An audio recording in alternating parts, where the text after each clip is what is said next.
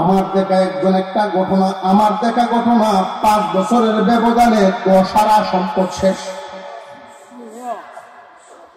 নিজে বিশ্বাস করতে কষ্ট হয়েছে, 10 হারা সম্পদের মালিক আছে, 5 বছরের ব্যবধানে শেষ।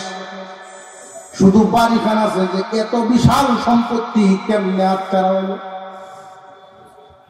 ওনার একটা মাত্র সন্তান, ছেলে সন্তান একটা, মেয়েদেরকে বিয়ে শাদী দিছে। ছেলেটা একটু বদ অভ্যাস, জুয়া খেলতো, বিভিন্ন ধরনের বেজাল কাজের সাথে জড়িত।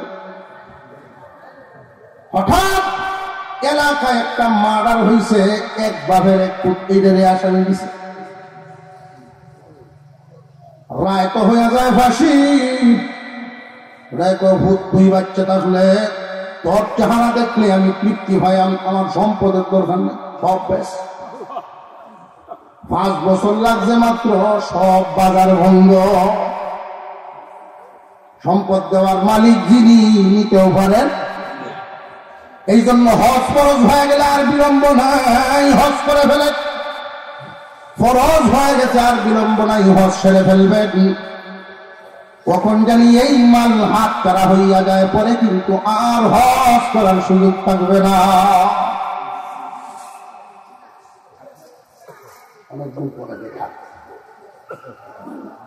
পরে কিন্তু অজুহাত দেখান, আল্লাহ গরিব হয়েছে। গরিব তো এখন হইছ, হজ পালন করার যে ফরজ বিধান এটা মাথার উপরে রয়েই গেল। হজ পালন না করার যেই অপরাধ, এই অপরাধ নিয়েই আল্লাহর সামনে যাইতে। এই বিধানটা মনে রাখবেন। অনেকে এইটা না বুঝার কারণে বিলম্ব করে। হজ ফরজ হয়ে গেছে, তাড়াতাড়ি সেরে ফেলবেন। মনে থাকবো ইনশাল্লাহ। আমরা দামি নবী, দামি উম্মত। হুজুর আকরাম সাল্লাল্লাহু আলাইহি ওয়াসাল্লাম, আল্লাহর পয়গম্বর সাল্লাল্লাহু আলাইহি ওয়াসাল্লাম আল্লাহর কত প্রিয়। আব্দুল মুতালিব বলেন, আবু তালেব ওনার চাচা যান বলেন, মুহাম্মদ তোমাকে আমি এত আদর করি, এত আদর করি, তোমার জন্মের সময় কিছু অলৌকিক ঘটনা যা দেখার নয়, যা বাবার নয়, তা দেখছি। হুজুর সাল্লাল্লাহু আলাইহি ওয়াসাল্লাম যখন দুনিয়াতে আসবেন, স্বাভাবিকভাবে মার পেটে ব্যথা হয়। সন্তান যখন ভূমিষ্ঠ হবে, এর আগেই ব্যথা শুরু হইয়া যায়। অসহ্যকর কোনো ব্যথা না আনলে চলতে পারে নাই, কোনো কষ্ট হয় নাই। আপনার আমার পয়গম্বরকে আল্লাহ দুনিয়ার জমিনে পাঠায়া দিয়েছেন। একজন মহিলা যখন সন্তান প্রসব করে, পচা রক্ত পানি, বহুদিনের বেশ কয়েক মাসের পচা রক্ত পানি জমা আছে না নাই করে। এই বাচ্চার সাথে যখন ভূমিষ্ঠ হয়, কাছে যারা থাকেন তারা জানে কি পরিমাণ দুর্গন্ধ ওই প্রাথমিক এই রক্ত পানিটার। আবু তালেব বলে, তোমার চাচি ছিল সেই কালে আশপাশের যত মহিলা, জানিয়ে রাখো মুহাম্মদ, তোমার ভূমিষ্ঠ হওয়ার সময় এইরকম দুর্গন্ধযুক্ত কোনো পানি ছিল না। রক্ত পানিতে কোনো দুর্গন্ধ নাই, বরং এমন সুগন্ধ, দুনিয়ার কোন আতরের সাথে এই সুগন্ধির মিল না। এই সুগন্ধটা তোমার ভূমিষ্ঠ হওয়ার সময়ের সুগন্ধ শুধু আব্দুল্লাহর ঘরে সীমাবদ্ধ না। এই সুগন্ধ ছড়ায় পড়ে মক্কা নগরীর প্রত্যেক ঘরে ঘরে আল্লাহ এই সুগন্ধ পৌঁছায় দেয়। আমি ভেবেছি শুধু মক্কা পর্যন্ত সীমাবদ্ধ না, মক্কার ভিতরে সীমাবদ্ধ থাকে নাই। সবে সাদিকের সময় যখন তুমি ভূমিষ্ঠ হও, ওই সময়ের সুগন্ধ আশপাশের শহরগুলোতেও খবর নিয়ে দেখছি, এই দিন তারাও সুগন্ধ পাইছে। হুজুর আকরাম সাল্লাল্লাহু আলাইহি ওয়াসাল্লাম, আল্লাহর পয়গম্বর শুয়ে আছেন, চাঁদনি রাত, সামনে বিছানা করা খোলা আসমানের নিচে শোয়া রাখছে শিশু। আবু তালেব ঘুরতে আসছেন, দেখতে আসছেন। এতিম বাতিজা শুয়ে রয়েছে, দেখতে আসছেন, হাত পা নাড়াইতেছে। আবু তালেব বলেন, মুহাম্মদ আমি বড় আশ্চর্য হয়ে গেলাম, আমি মনে মনে ভাবতেছিলাম আমার ভাই আব্দুল্লাহ যদি বাইতে থাকতো, আমরা সন্তানকে যেইভাবে কোনো খেলনাই না দেই, ছোট বাচ্চা খেলনা দেখতে মনের আনন্দ পায়। ছোট বাচ্চায় আমরাও তো অনেক সময় একটা বাচ্চারা শোয়া রাইকে উপরে একটা ফুল বেঁধে দিতাম, দোলনার মধ্যে ফুলটা বেঁধে দিলে ফুল দেখে দেখে তার মনে আনন্দ আসে।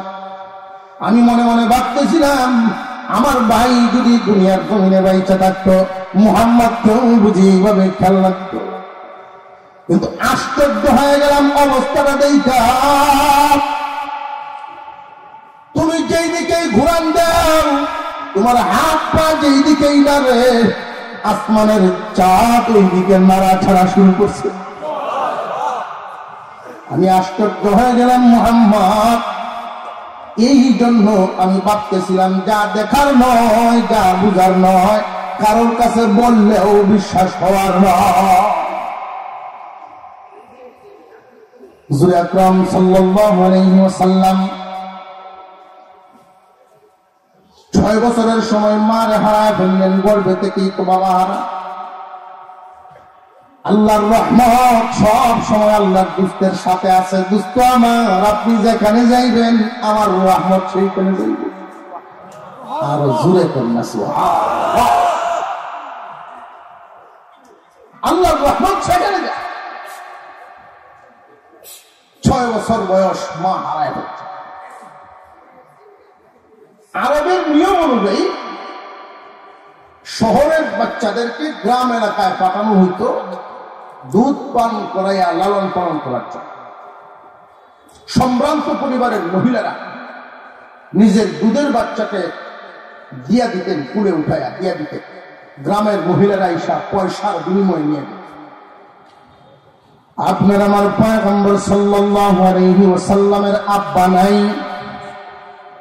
কিন্তু সাথে আল্লাহর রহমত আছে না নাই? আরো জোরে কোন কেমন আছে আপনাদেরকে একটু শোনায় দিই। মা আমিনা বিশ্ব নবীকে কুলে নিয়ে বাজারের কোনায় দাঁড়াইছেন। কবিলায় বনি সাদ থেকে 10 জন একটা কাফেলা আসছে বাজারে শিশু নেওয়ার জন্য। আয়েশা জিগায় বাপে কি করে? বাচ্চার বাপ যদি বড় ব্যবসায়ী হয় এই বাচ্চার দাম। বাচ্চার বাবার যদি পয়সা থাকে, দেখবেন কোন পরিবারে যেই বাচ্চাটা ধনী বাপের তার কদর বেশি, ঠিক না? জামাই যদি কোটিপতি হয় তাহলে শাশুড়ির কাছে এই জামাইয়ের দাম। এই জামাইকে সমস্ত সন্তানাদি অন্যান্য নাতির চাইতে এই নাতির আদর বেশি, এটা না? বাজারে আয়েশা যেই জিজ্ঞাসা করেন যে এই শিশুর আব্বা কি করে, আপনার আমার পয়গম্বরের মা যখন কুলে নিয়ে দাঁড়ায় আছেন, হালিমাতুস সাদিয়া এই বাজারে যখন ঢুকলেন, আল্লাহ পাক রব্বুল আলামিন তো রহমত দিয়াই রাখছেন। এমন রহমত, এমন রহমত মহান মাওলাই করিম কুরআনুল কারীমের ভিতরে উল্লেখ করে দিলেন, ওয়াদ-দুহা ওয়াল-লাইলি ইযা সাজা মা ওয়াদ্দাআকা রাব্বুকা ওয়া মা ক্বালা ওয়ালাল আখিরাতু খায়রুল লাকা মিনাল উলা ওয়ালাসাউফা ইউতিকা রাব্বুকা ফাতারদা আলাম ইয়াজিদকা ইয়াতীমান ফাআওয়া। ও দোস্ত, আপনি এতিম ছিলেন, আপনি এতিম ছিলেন, কিন্তু অভিভাবক আমি মিলাই দিছি। কেমন অভিভাবক? যেই অভিভাবক নিজের সন্তানের চাইতে আপনাকে বেশি আদর করে। আপনাকে যদি ওই এতিম বানায় রাখছি, অসহায় এতিম হিসাবে আমি ছেড়ে দেই নাই। আমার রহমত সব সময় আপনারে ঘিরে রাখতো, আমার রহমত দিয়ে ঘিরে রাখছি। হালিমাতুস সাদিয়া যখন বাজারে ঢুকছেন, সর্বপ্রথম হালিমার নজর যায় বিশ্বনবীর চেহারা মুবারকের দিকে। হালিমাতুস সাদিয়া বর্ণনা করেন, আমার কাছে কেন মনে হয়, আমার কাছে কেন জানি মনে হইল বাজারের কোনায় একজন মহিলা দাঁড়ায় আছে, তার কুলে কোনো শিশু নয়, আসমানের চাঁদ, চাঁদের মতো জলমল করে উঠছে। হালিমাতুস সাদিয়ার স্বামী হালিমারে নিয়ে ঘুরেন বাজারে বাজারে, এক এক শিশুর কাছে যায়। যেই শিশুটাই হালিমার স্বামী পছন্দ করতে যায়, হালিমা বলেন না, ওই বাচ্চাটা মুড়া বেশি, এটার মা অহংকারী বেশি, বাপ কৃপণ বেশি, বিভিন্ন ধরনের অজুহাত দেখায় দেখায় সারাদিন ঘুরেন, বাচ্চা নেন নাই। আবার কেউ কেউ হালিমাতুস সাদিয়ারে বাচ্চা দেয়ও নাই। কারণ কি? ঐতিহাসিকগণ, সিরাতের ঐতিহাসিকগণ লিখেন হালিমাতুস সাদিয়ার কুলেও এক বাচ্চা ছিল। ধনী বাবাগণ চিন্তা করতেন নিজের বাচ্চা পালবো না, আমার বাচ্চারে খাওয়াইব, টাকার বিনিময়ে দিব, তো এই মহিলার কাছে দিব না। সারাটা দিন পার হয়ে গেল, বাচ্চার অভিভাবকরা বাচ্চা দেয় নাই, আর হালিমাতুস সাদিয়া চোখে লাইগা রইছে বিশ্বনবীর চেহারা, উনি বাচ্চা নেন নাই। যখন বিদায়ের সময় স্বামীর কানে কানে বলেন, স্বামী হে, এত দূর থেকে আসলাম এই বরকতি বাজার, এই বাজার থেকে খালি কুলে ফিরে যাব, সবাই বাচ্চা নিল, আপনি যদি ইজাজত দেন, অনুমতি দেন গো, ওই এতিম শিশুরে আমি কুলে উঠায় নিতাম।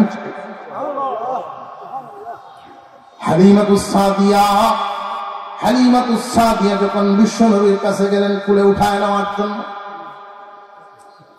আমিনার চোখ টলমল করতেছিল পানিতে।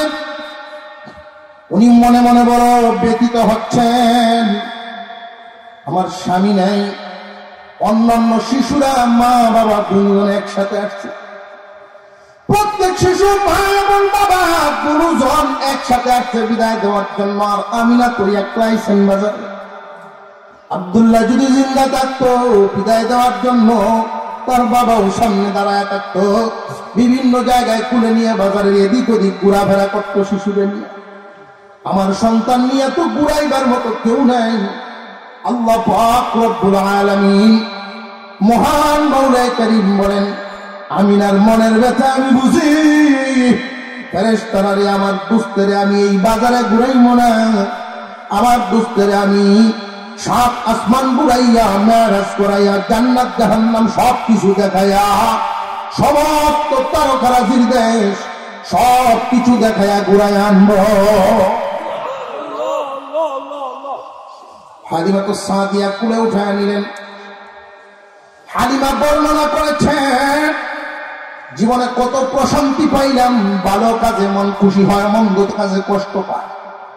যেই দিন মুহাম্মদকে আমি প্রথম কুলে উঠায় নিলাম, এত সুখ, এত আনন্দ, আমার মন প্রশান্তিতে ভরপুর হয়ে গেছে। আমার মনটাকে যেন শান্ত করে দিলে। আমি যখন কুলে উঠায় নিয়ে বাড়ির দিকে রওনা দিলাম, হালিমাতুস সাদিয়া বলেন, আমিনাকে ডাক দিয়ে তিনি বলেন, আমিনা, চিন্তা করো না, তুমি টাকা পয়সা যা ভালো তা দিবা, টাকা পয়সার সাথে কোনো সম্পর্ক নাই, আমি এই শিশুরে পছন্দ করে নিছি, আমি তারে নিজের সন্তানের চাইতে আদর করব। আলাম ইয়াজিদকা ইয়াতীমান ফাআওয়া। হালিমাতুস সাদিয়া আর ওনার স্বামী রওনা দিলেন। উট একটা, মানুষ 2 জন। হালিমাতুস সাদিয়া যেই উট নিয়ে আসলেন, উটটা ছিল দুর্বল, তুলনামূলক অন্যদের চাইতে দুর্বল। আসার সময় পুরা কাফেলার সামনে চলে যেত, তারা পিছনে পড়ে যেত। আবার কাফেলা একটু থামতেন, যে লুয়ে যাই, বলতেন যে আসবে তো একটা ভালো উট নিয়ে আসলা না কেন? এত দুর্বল উট নিয়ে আসে মানুষ, তোমার জন্য তো আমাদের সবার সময় নষ্ট হয়। কিন্তু যাওয়ার সময় আল্লাহর রহমত, যাওয়ার সময় পুরা পরিবর্তন হয়ে গেছে। হালিমাতুস সাদিয়ার স্বামী যখন সামনে বসছেন, হালিমা প্রথমে বিশ্বনবীকে তুলে নিয়ে পিছনে বসছে। আশ্চর্যের ব্যাপার, ওর সামনের দিকে কদম বাড়ায় না, আশ্চর্যের ব্যাপার, সামনে চলে না। হালিমাতুস সাদিয়ার স্বামী বলেন, হালিমা বুঝবার পারি না, তাহলে এক কাজ করো, এই শিশুকে নিয়ে তুমি সামনে বসো, আমি পিছনে বসি। যেই মাত্র বিশ্ব নবীকে তুলে নিয়ে হালিমার সামনে বসছেন, উটের গতি এমন বাড়া বাড়ছে, এমন চলা চলছে, পুরা কাফেলার আগে আগে চলিয়া যায়। মুফাসসিরিন ওয়াল মুহাদ্দিসিন বলেন, দুনিয়ার মানুষ বিশ্ব নবীর মায়ার উম্মত, তোমরাও জানিয়ে রাখো, আল্লাহ পয়গম্বরের আদর্শ, বিশ্ব নবীর সুন্নাত তরিকা আদর্শ যদি তোমার জীবন চলার সামনে রাখতে পারো, তোমার গতিও এমন বাড়বে, দুনিয়ার অন্যদের গতির চাইতে তোমার গতি ভিন্ন হবে। নবীর আদর্শ তোমার গতিটা এমন বাড়ায় দিবে, সকলের চাইতে তোমার গতিবিধি হবে ভিন্ন। কাফেলার লোক আশ্চর্য হয়েছে, এই হালিমা যাওয়ার সময় যে উঠছিল, এখন কি সেইটা না বদলাইছো নাকি? না, উঠতো বদলে নাই, সোয়ার বদলিছে। বরকতপূর্ণ সন্তান পাইছি আমরা, বরকতপূর্ণ শিশু পাইছি, এই শিশুর বরকতে আল্লাহ উঠের গায়ে রিজুর বাড়ায় দিছে। কোন পরিবারে দেখা যায় কামাই রুজি করে একজন, খায় 5 জন। কামাই রুজি করে একজন, খায় 5 জন। আবার তার মতোই আর একজন এরকম কামাই রুজি করে, খায় 2 জন, তারপরেও সংসারে চলতে পারে।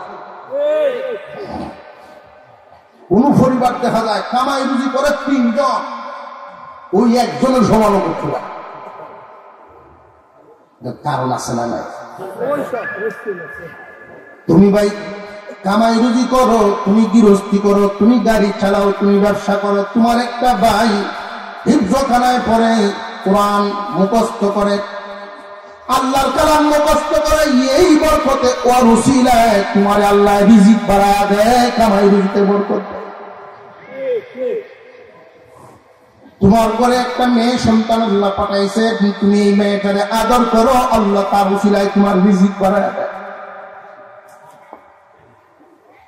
কার উসিলায় কি হয় কেউ জানে না। হালিমাতুস সাদিয়া বলেন, আমার এই শিশুর বরকতে গুড়ার জোর বেড়ে গেছে, উঠে জোর বেড়ে গেছে।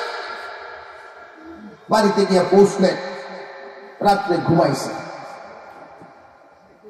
রাতের বেলায় ঘুমাইছেন, সকাল বেলায় হালিমাতুস সাদিয়ার স্বামী গোয়াল ঘরের ভিতরে ঢুকছেন, বকরি বেড়ার দুধ দহন করবেন। দুধ প্রতিদিন হয় আধা বালতি, আজকে দিয়ে পুরা 1 বালতি।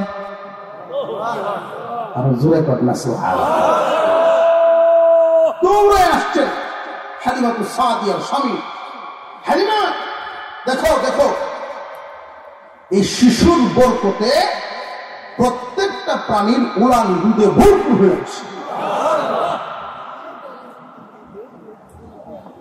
আল্লাহ পাক রব্বুল আলামিন আল্লাহর রহমত তার দুস্তের পিছনে পিছনে রাখছে।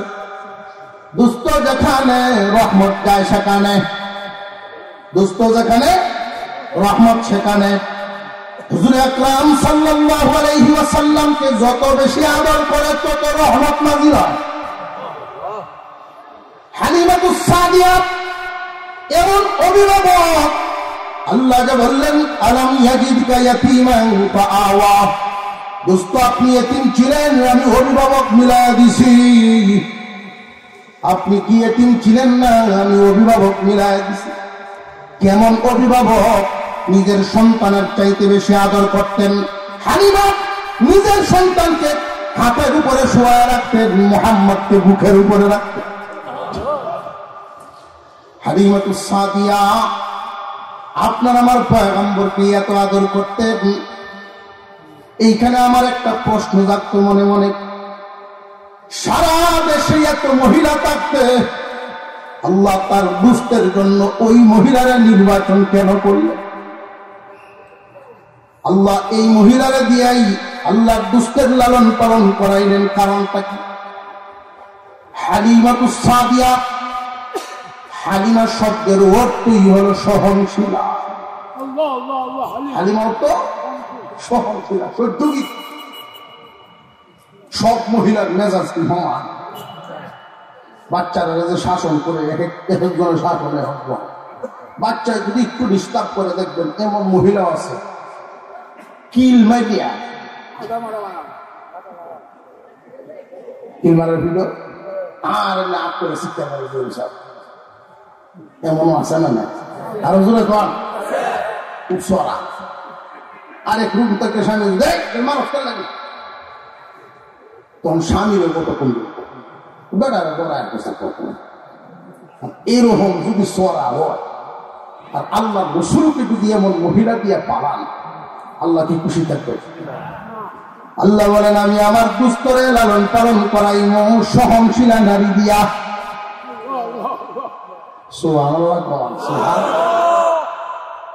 সহনশীলা নারী দিয়া লালন পালন করাইবেন যেই মহিলা সহনশীলতা আছে। নিজের সন্তানে ভুগাইতেছে মেজাজটা যদি খারাপ হয় আর যদি দুস্থের উপরে হুকুম অন্যটা হয়ে যায়, শাসনকারী হয়ে যায়, আদরের কমতি হয়, আল্লাহ পাক এমন নারী নির্বাচন করেন না। হালিমাতুস সাদিয়ার ঘরে লালিত পালিত হইতেছে। দুধ খাওয়ার সময় পার হয়ে গেছে, 4 বছর বয়স হয়ে গেছে। আশেক রসুলগণ ওই কবিলায় বনু সাদ এলাকা এখনো যারা ঘুরতে যান, যাদের ওই চক্ষু খোলা আছে, চামড়ার চক্ষু নয়, ওই নাক খোলা আছে, চামড়ার নাক না। আশেক রসুল সত্যিকারের আশেক রসুল যদি হয় নামে নয় কামে। আমরা দেশে তো আশেক রসুল লেখে, আমার কাছে মনে হয় আশেকে রসুল মালিককে আশেকে জিলাপি, আশেকে মিষ্টি, আশেকে গজা এগুলি হওয়ার দরকার। কারণ আশেকে রসুল দেখায় একদিন, সারা বছর নবীজির সুন্নতের কোন তাবেদারি নাই। এমন ভণ্ড আছে না? সত্যিকারের আশেকে রসুল যারা সফর করতে যান তারা ওইখানে গেলেন নাকের গ্রাম পান। ওইখানে গেলে অনেকের এখনো মনে হয় কেন জানি নবীজি যে ঘোরাফেরা করছেন সেই সুগন্ধি এখনো বাতাসের সাথে হয়ে 4 বছর হয়ে গেছে। হঠাৎ একদিন হালিমাতুস সাদিয়া একটা মেয়ে ছিল, বিশ্ব নবীর চাইতে 6-7 বছরের বড়। হালিমাতুস সাদিয়ার একটা সন্তান নবীজির সমবয়সী। 6-7 বছরের বড় মেয়েটা ছোট ভাই দুজনকে আদর করে, একজন আপন আর একজন দুধ ভাই, দুজনকে খুব আদর করেন, খুব আদর করেন। ছাগল রাখালি করতে যাইতেছে মেয়েটা, মার কাছে বলছে মা মুহাম্মদকে আমার সাথে নিয়ে যে এরকম হয়নি না হয় না অনেক সময়। ছোট বাচ্চারা কোনো দিকে গেলে তার ছোটটার সাথে নিতে চায়, এটা তার মনের একটা আনন্দ। হালিমাতুস সাদিয়ার মেয়েটা মুহাম্মাদুর রাসূলুল্লাহ আপনার আমার পয়গম্বরকে সাথে নিয়ে গেছেন। নবীজির বয়স তখন 4 বছর। 4 বছর বয়সের সময় ছাগল রাখালি করতে গেছেন, এই মেয়েটা সাথে নিছেন তাকে। পাহাড়ের এক কিনার খোলা আকাশ, হালিমাতুস সাদিয়ার মেয়ে হঠাৎ ভয় পেয়ে গেছে একটা চিত্র দেখা। আসমান থেকে সাদা পোশাক পরিহিত অবস্থায় একজন মানুষ, অচেনা জীবনে কোনদিন এমন চেহারার রূপ জিন্দিগিতে সে দেখে নাই। সোজা আসমান থেকে নিচে নামছেন, মুহাম্মদকে জমিনে ফেলাইছেন, সোজা বরাবর সত্যি সদার সিনা সাপ ওপেন হার্ট সার্জন সোজা বের করে ফেলছেন। ছাত্রীগুলো এভাবে বুক মেলায় ফেলছে, বুক মুবারক মেলাইয়া ওনার কলিজা, ওনার ভিতরের অবস্থা সব ধুয়ে আবার ভিতরে যখন স্থাপন করতেছেন, এই দৃশ্য দেখা হালিমা চিৎকার দিয়ে দৌড় শুরু করছেন বাড়িতে। মাগো ও মা তুমি আসলে না, কে যেন মুহাম্মদকে এই হালত তৈরি করছে, আমার বাইরে কে যেন মেরে ফেলতেছে, ও মা এই হালত তুমি দেখা যাও। হালিমাতুস সাদিয়া পাগলিনীর মতো দৌড় শুরু করছেন হাওরের দিকে। আমার ইয়েতিম শিশু মুহাম্মদ, আমার ইয়েতিম শিশু মুহাম্মদ, কি জবাব দেব, কি জবাব দিব? দৌড়ায় গেছেন ওই খোলা আকাশের পাহাড়ের কিনারায়, ওইখানে গিয়ে দেখেন কিছুই হয় নাই। মুহাম্মাদুর রাসূলুল্লাহ 4 বছরের শিশু পাহাড়ের কিনারে সোজা দাঁড়ায় আছে। দৌড়ায় গিয়ে দাঁড়ায় গেছে, বাবা তোর কি হয়েছে? বুক হাতাইতেছেন, দেখি দেখি কি হয়েছে। কোন একটা দাগ পর্যন্ত নাই। এই ওপেন হার্ট সার্জারি করাইছেন কে? ঐতিহাসিকগণ বলেন এই টাইমে ওপেন হার্ট সার্জারিটা কেন করাইলেন? 4 বছর বয়সের পর থেকে ছোট ছোট বাচ্চারা খেলাধুলার দিকে আস্তে আস্তে ঢুকতে পারে। ও দোস্ত আমার, ওপেন হার্ট সার্জারি আপনাকে এই জন্য করাইলাম, এই জন্য ওপেন হার্ট সার্জারি করাইলাম দুনিয়ার সুবহানাল্লাহ।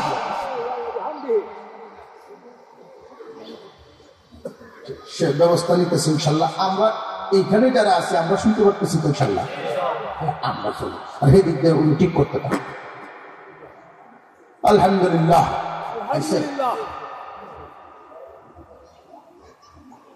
হালিমা বাড়িতে এসে ওনার স্বামীর সাথে পরামর্শ করতেছে যে তার মার কাছে তো নিয়ে যাওয়া দরকার। ভয় পেয়ে গেছে, মার কাছে নেওয়া দরকার। আর মা বারবার শুধু খবর দিতেছে, আমি না খবর দিতেছেন, ও হালিমা আমার মুহাম্মদকে নিয়ে আসো না কেন, নিয়ে আসো না কেন, সময় তো শেষ। হালিমাতুস সাদিয়া এই মুহাম্মদ ছাড়তে চায় না, মুহাম্মাদুর রাসূলুল্লাহকে দিবার চান না। কেন দিবার চান না? এই বরকত এই রহমত আমি কেমনে দিয়া দে? 2 বছর যখন পূর্ণ হয়েছিল, দুধ পান করার সময় তো শেষ, তখন একবার নিয়ে আসছে। আয়েশা আমিনার সাথে আলোচনা করিয়া বলতেছে, দেখো বোন আমিনা, তুমি পেটে ধারণ করছো, কিন্তু আমি তো দুধ খাওয়াইয়া পাচ্ছি, আমার মায়া তোমার থেকে কম না। মক্কার আবহাওয়া, এখানে মহামারী চলে মাঝে মাঝে, মুহাম্মদকে এখানে রাখা নিরাপদ না। আমি আমার সাথে আবার ওইগুলো সাহায্য হয়েছি তায়েফের উত্তরে, আমি ওইখানে নিয়ে যাই। তাকে সম্মত করে নিয়ে গেছেন সাথে। এখন যেহেতু 4 বছর বয়স, আর এইরকম একটা ঘটনা ঘটেছে, হালিমাতুস সাদিয়া ভয় পেয়ে গেছে, কান্দেন আর দূরে রওনা দিচ্ছেন মক্কার দিকে, কান্দেন আর যান, কান্দেন আর যান। মা আমিনার কাছে বোঝায় দিয়ে আসছে। 2 বছর মাকে পাইছে, মাকেও তো হারায় ফেললেন। লম্বা ইতিহাস। আল্লাহু আকবার।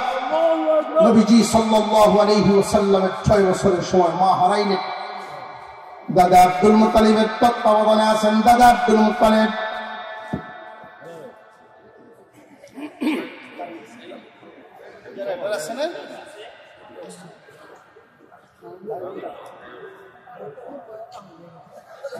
আমরা একটু জিকির করি, লা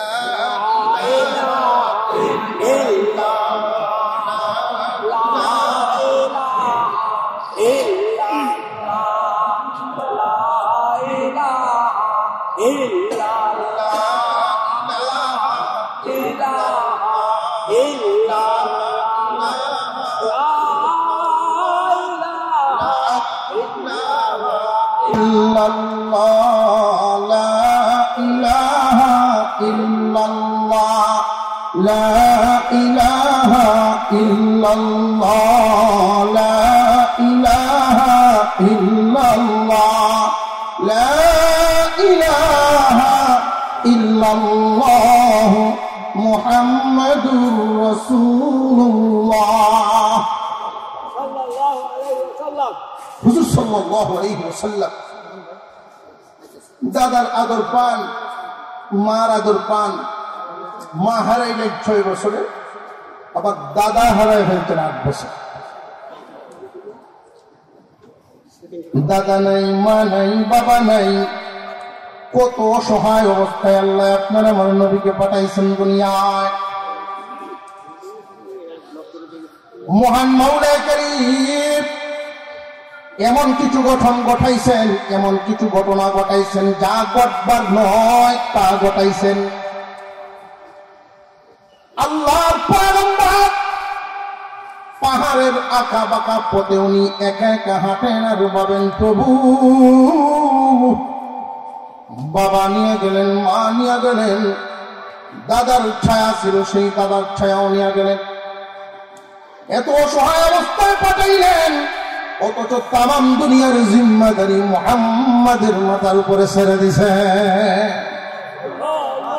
পাহাড়ের আঁকা বাঁকা পথে হাঁটেন, 8 বছরের পরে দাদা নাই। এই রাস্তা দিয়ে আবু জেহেল যায়। কোন জেহেল? আবু জেহেল যায়। মুহাম্মদ বাতিজা রাস্তা হারাইছ, পথ ভুলিয়েছ, আও পথ পৌঁছায় দি। আল্লাহু আকবার। নবীজি সাল্লাল্লাহু আলাইহি ওয়াসাল্লামকে টান দিয়া ঘোড়ার পিছনে বসাইছে। আবু জেহেল ঘোড়ার পিছনে বসাইছে, চাবুক মারে, ঘোড়া তো সামনের দিকে কদম বাড়ায় না। আবু জেহেল আশ্চর্য, ভালো চালায় আসলাম এতক্ষণ, এখন সামনে কেন যায় না? আরো জোরে চাবুক মারে, কিন্তু না, সামনের দিকে যায়ই না। আল্লাহ পাক রব্বুল আলামিন এমন এক অলৌকিক ঘটনা ঘটায়া দিলেন যেটা আবু জেহেল কল্পনাও করে নাই, কারোর কাছে বললে বিশ্বাসও করব না। আল্লাহ রব্বুল আলামিন কুরআন জবান খুলে দিয়েছেন, মানুষের মতো কথা বলা শুরু করছে। আরো জোরে কর না সুবহানাল্লাহ। হে মালিক, আমাকে চাবুক কেন? জবাই করলেও সামনের দিকে কদম বাড়াবো না, সামনের দিকে কদম বাড়াবো না, কারণ যাকে পিছনে বসাইছ যতক্ষণ সামনে না আনবে ততক্ষণ আমিও সামনে যাব না। আপনার আমার পয়গম্বরকে যখন সামনে আনল, ঘোড়ার গতি এতটা বাড়ছে লাগাম ধরে রাখতে পারে না। তুই এমন করিস না, কেন এইভাবে দিক বেদিক ছুটাছুটি শুরু করলে আমি তো পড়ে যেতে পারি। ঘোড়ায় আরেক কথা বলা শুরু করলো, মালিক জীবনে ভাবি নাই আমার কপালেই আছে, কল্পনা করি নাই, জীবনে ভাবতে পারি নাই বিশ্ব নবী আমার কপালে এত সম্মানী, এত দামি মানুষ, আল্লাহর বন্ধু আমার উপরে সওয়াল হবে ভাবতে পারি নাই। সেই খুশিতে আমি আত্মহারা হয়ে গেছি। বংশের মানুষের কাছে গেছে, ওই আমার গোষ্ঠীর লোক, আসো এই মুহাম্মদকে নামায়া দিলাম। একটা কথা বলে যায়, একটা ভবিষ্যৎবাণী দেই, এই মুহাম্মাদের দেখশুন তোমরা ভালোভাবে করবা। এমন একদিন আসবে এই মুহাম্মাদের উসিলায় আমার বংশের মুখ উজ্জ্বল। বংশের মুখ উজ্জ্বল হইছে না হইছে না? পুরাই বংশের মুখ আল্লাহ উজ্জ্বল করছেন না করছেন না?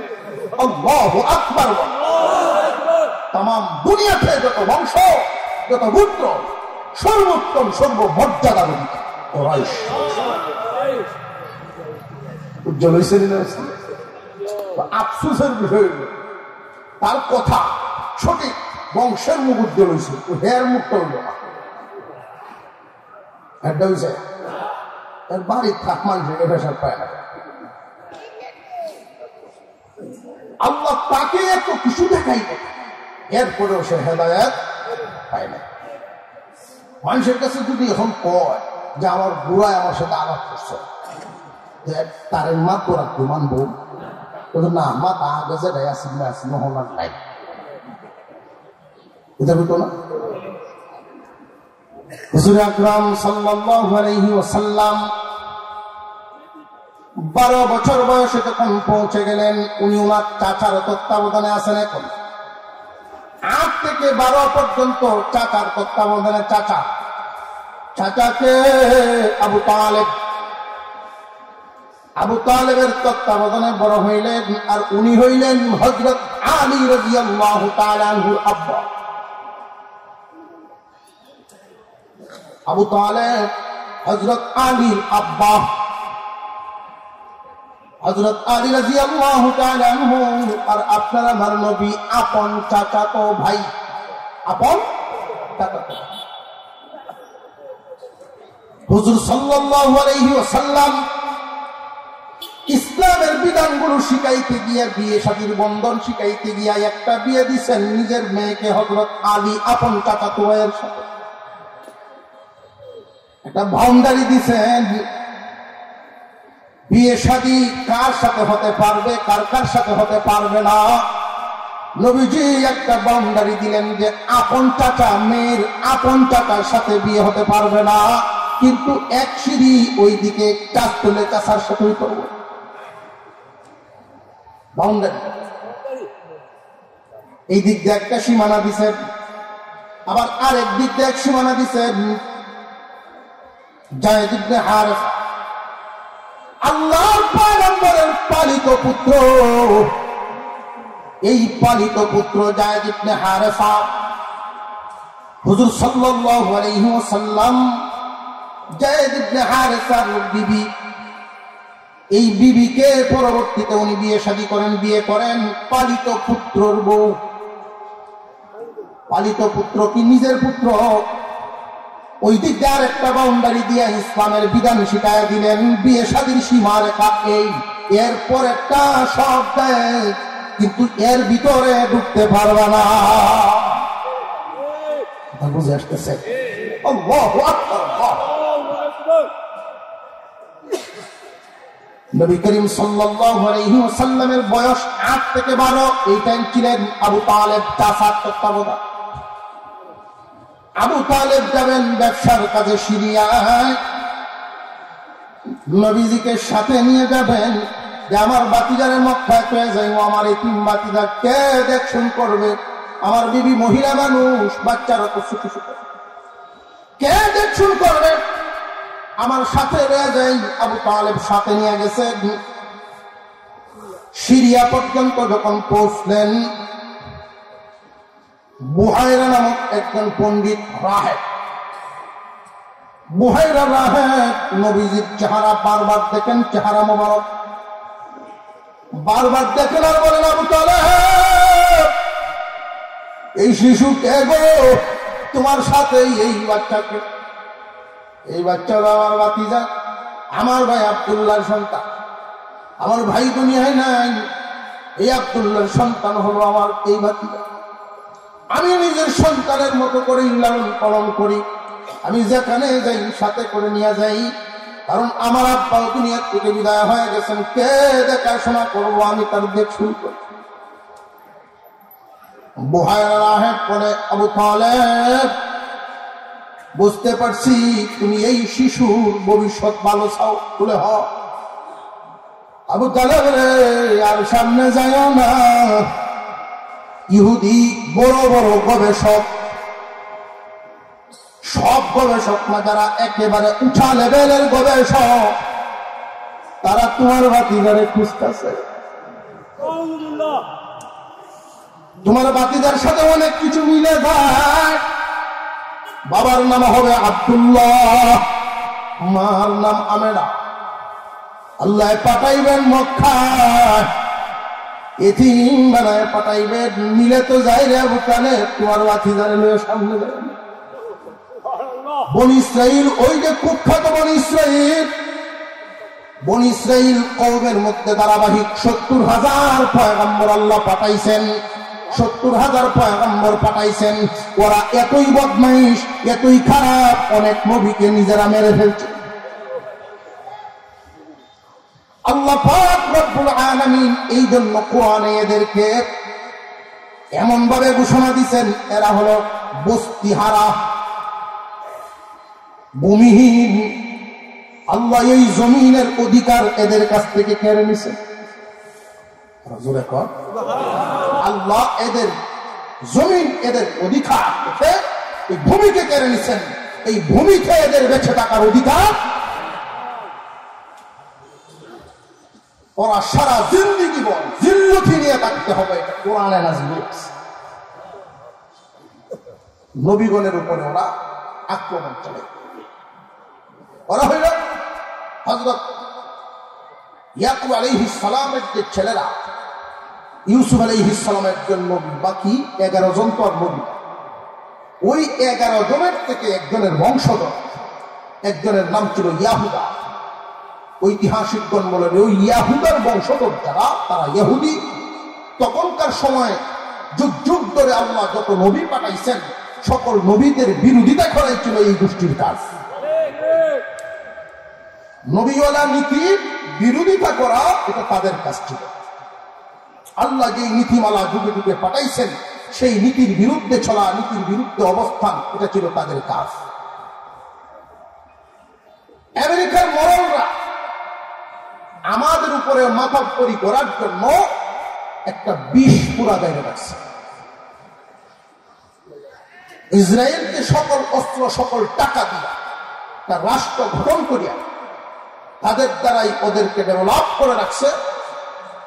এটা আমাদের জন্য একটা বিস্ফোরা, মধ্যপ্রাচ্যের জন্য একটা বিস্ফোরা। আজকে আমার সেই মুসলমান ভাইদের উপরে, মুসলমান বোন, মুসলমান শিশুদের উপরে বড় আশ্চর্য লাগে। তাম দুনিয়ার বড় আশ্চর্য লাগে, এত মুসলমান কিন্তু মুসলমান মুসলমানের দরদ ভুলে গেছে, মুসলমান মুসলমানের সহযোগিতা ভুলে গেছে। আমি আপনাদেরকে বলি, অন্তত যুদ্ধে অংশগ্রহণ করার সুযোগ আমাদের নেই। সুযোগ থাকলে অবশ্যই অবশ্যই যুদ্ধে অংশগ্রহণ করতাম। সুযোগ যেহেতু নাই, অন্তত আমাদের যা করতে হবে তাদের জন্য মন থেকে চোখের পানি ছেড়ে দিয়ে দোয়া করবেন। আল্লাহ তৌফিক নেই।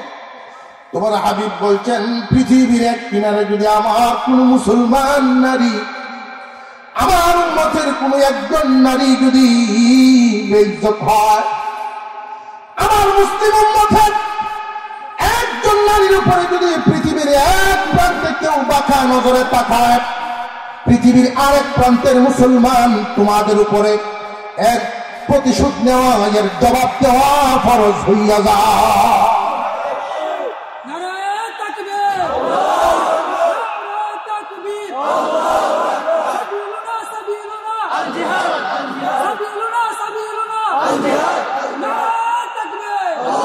মুসলমান, আমি এর একটা কারণ খুঁজে পাইছি। আজকে আমাদের এই দুরবস্থা কেন? আমাদের দুরবস্থা, আল্লাহর ভয় আমাদের অন্তর থেকে বেরিয়ে গেছে। যাদের অন্তরে আল্লাহর ভয় থাকবে, অন্য কোন ভয় এদের অন্তরে জায়গায় পাইবে। যেই অন্তরে আল্লাহর ভয় আছে, একটা চেয়ার, এই চেয়ারে একজন বসা আছে আর একজন বই বকুল। এই অন্তরে আল্লাহর ভয় থাকার কথা। আল্লাহর ভয় যেহেতু বের করে দিচ্ছেন, তাহলে পৃথিবীর বিভিন্ন মহব্বত আইসা, বিভিন্ন ভয় আইসা জায়গা নেই। আল্লাহর ভয় বেরিয়ে গেছে, শত্রুর ভয় বেড়ে যাবে। আল্লাহর ভয় যেহেতু নাই, শত্রুর ভয় ঢুকবো, জীবন হারাবার ভয় ঢুকবো, যে আমি যদি যুদ্ধে যাই আমার গদি যাইব, আমি যদি হক কথা কই আমার গদি যাইব।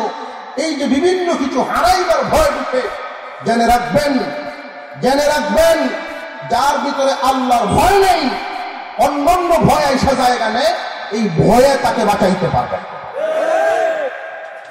আর আল্লাহর ভয় যার ভিতরে জায়গা দেওয়া হবে, তার নীতি নিয়ে সে সামনের দিকে আগাবে, সব বাতিল কাছে থেকে লেগ উঠায় পালাইতে বাধ্য হবে।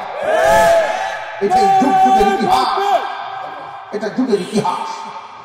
আমরা অন্তত চোখের পানি ছেড়ে আমার মুসলিম ভাই বোনদের জন্য দোয়া করতে পারবো তো ইনশাল্লাহ? আর হুজুর এখন পারবো তো ইনশাল্লাহ? আমরা কারা কারা দোয়া করবো? নারে তাকবীর। আল্লাহ যেন তাদেরকে নসরত দান করেন, তাদেরকে সাহায্য দান করেন। আল্লাহ রহম করুক। আমার আত্মবিশ্বাস, আমার বিশ্বাস, এখনো মুসলমানরা দুর্বল হয়ে যায় নাই, মানসিকভাবে দুর্বল। আল্লাহ নিয়ামত কম দেন নাই। এখনো এক টেবিলে যদি আমাদের মুসলমান দেশের মুসলিম রাজ্যগুলো যেগুলো আছে, মুসলিম রাষ্ট্রের নেতারা যদি এক টেবিলে বৈশা যায়, আমেরিকা বলেন, ক্ষমতাধর রাষ্ট্রগুলো বলেন, ওরা লেজ গুঠাইয়া পালাইতে বাধ্য হবে। আল্লাহ পাক রব্বুল আলামিন আমাদের এই মধ্যপ্রাচ্যে মুসলমানদের হাতে তেলের খনি, গ্যাসের খনি, স্বর্ণের খনি সকল নিয়ামত দিয়ে রাখছেন। শুধু মুসলমানের ভিতরে আল্লাহর ভয়টা যদি ঢুকাইতে পারে, এক টেবিলে যদি মুসলমান নেতারা বসে যায়, ও মুসলিমরা এক লাখের ভিতরেই চিন্তায় গভীর গুমহারা হয়ে যাবে।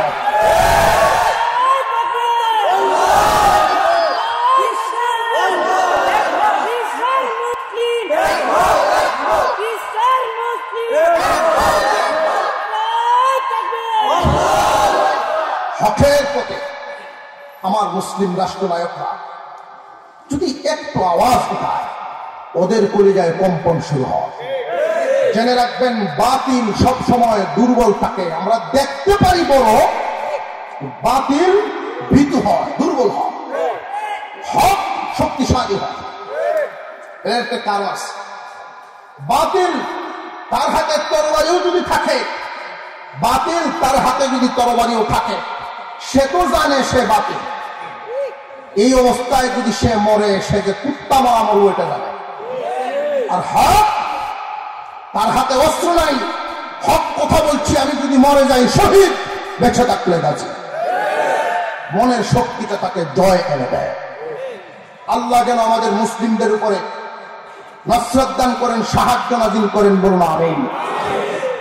ইহুদিরা আগের থেকেই সেই পণ্ডিতরা খুঁজতেছে ৭০,০০০ পয়গম্বর আমাদের বংশধর।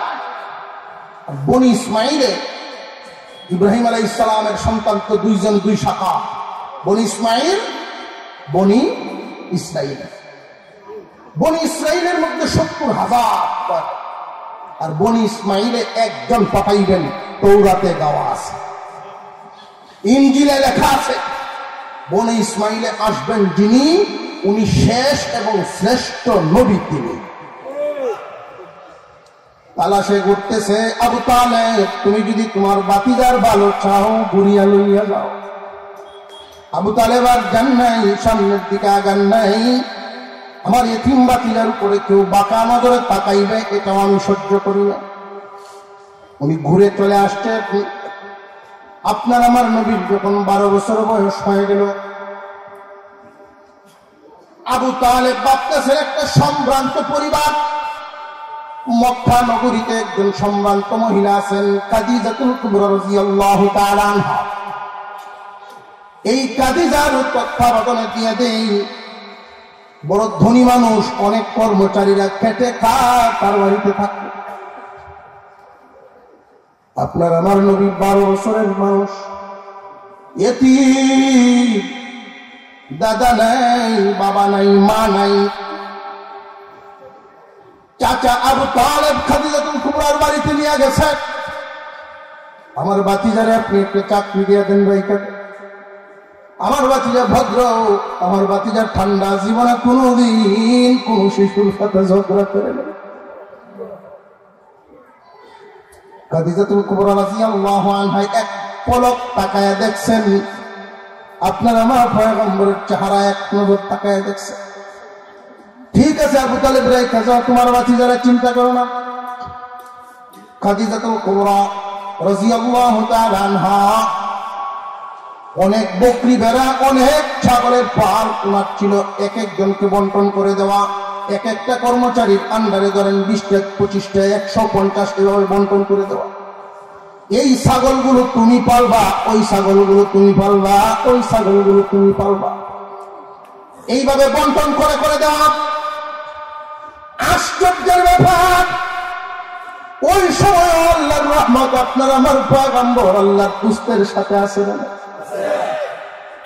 দুনিয়ার মানুষ অনেকেই নবীকে পায়াও চিনে নাই, কিন্তু প্রাণীরা তো চিনে। আল্লাহর নবীর বন্টনে যে ছাগলগুলো, ভেড়াগুলো নিয়া উনি হাওড়ে যান, ওই পাহাড়ি খোলা এলাকায় গিয়ে ঘাস খাওয়াইতে যান দিনের বেলা। সব রাখালেরা খাদ্য খাওয়ায়, কিন্তু আল্লাহর নবী এক জায়গায় বসা থাকেন। সকল বকরি ভেড়াগুলো আইসার নবীজিকে ঘিরে বসে থাকে। ওই ছাগলগুলো আপনার আমার বুঝতে, আপনার আমার পয়গম্বরের চেহারা মোবারক দেখেন, ঘাস খায় না, নবীজি চেহারা মুবারক দেখতে দেখতে তারা তৃপ্তি নেয়। এইভাবে কয়েকদিন ঘটনা ঘটে গেল। অন্যান্য কর্মচারীরা খাদিজার কাছে গিয়া বিচার দেয়, ও মালিক, মালকিন আপনি জানেন না আপনার এই মুহাম্মদ নামক কর্মচারী তো ঘাস খাওয়ায় না, ছাগল সারাদিন সে যেই জায়গায় বসে থাকে বকরি বেড়া ছাগলগুলো তার চতুর্দিকে ঘিরে বয়ে। খাদিজার বড় আশ্চর্য লাগলো। গভীর দেখে এক এক রাখালের ছাগল বকরি বেড়া এক এক জায়গায় ভাগ করে রাখা আছে। উনি তত্ত্ব নিলেন, মুহাম্মদ নামক ওই বালকের ছাগলগুলি কোথায় রে আমার রয়ে যায়। অন্যান্য ছাগলগুলো সব ঘরগুলো দেখে দেখে গেছে, সব স্বাস্থ্য চেহারা দেখে দেখে গেছে। মুহাম্মাদের ছাগলগুলো যেই ঘরে থাকে, উনি প্রথমেই যখন ঢুকলেন ওই অন্যান্য ছাগলের ঘরে ঢুকলে একটা যেই রকম বিশ্রী দুর্গন্ধ লাগে, মুহাম্মাদের ছাগলের ঘরগুলোতে এমন বিশ্রী দুর্গন্ধ নাই। ঘরের ভিতরে ঢুকলেন তিনি, ছাগলগুলোর চেহারা কেন জানি বেশি বেশি মায়া লাগে। অন্যান্য ছাগলগুলোর চেহারা অন্যান্য ছাগল আর মুহাম্মাদের ছাগলগুলোর স্বাস্থ্যে পরিবর্তন, স্বাস্থ্যে বেশ কম, চেহারায় বেশ কম। এক একটা ছাগলের দিকে তাকাইলে পাথর মন নরম হইয়া যায়।